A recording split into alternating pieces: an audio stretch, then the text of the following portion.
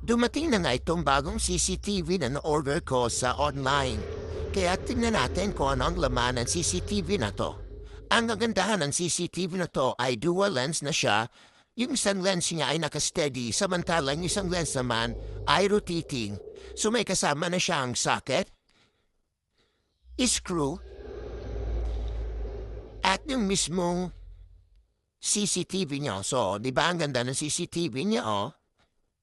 So meron na rin siyang QR code kung paano siya i-install.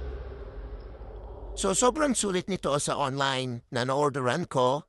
Kaya kung gusto niyo ng CCTV na mura, check out yun na rin yan. So na-install ko na ang CCTV. So in-install ko siya sa mismong living room kasi meron na kaming CCTV na same brand dun sa entrance. So ayan na. So itatry na natin siya. Madali rin naman siyang i-install. So i-download nyo lang yung app. So ito na nga, na-install na natin at na-review ko na siya sa aking mobile phone. So yung isang phone ay isang camera ay nakasteady at yung isa naman ay rotating yun nasa baba. So bale naka-motion track siya. So ayol, sobrang linaw ng camera niya.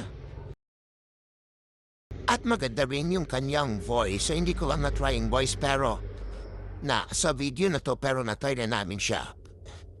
So sinusundan niya yung tao.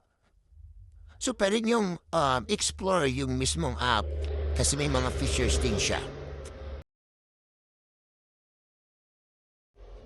Sobrang sulit ng CCTV na to.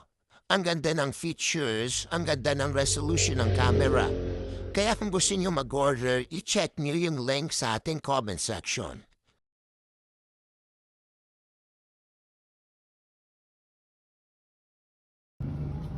So in-install ko nga sa aking tablet yung app para pwede ko siyang panoorin kahit wala ako sa bahay.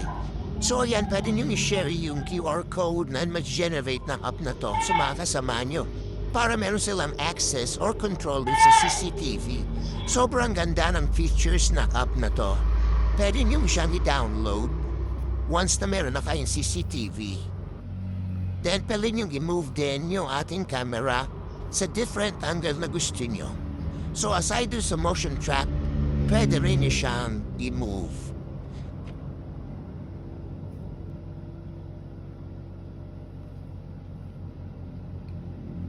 So, eto naman yung ating motion track. Ayan.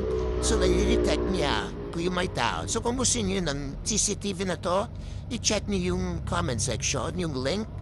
Then, i-check out niyo yan habang nakasave.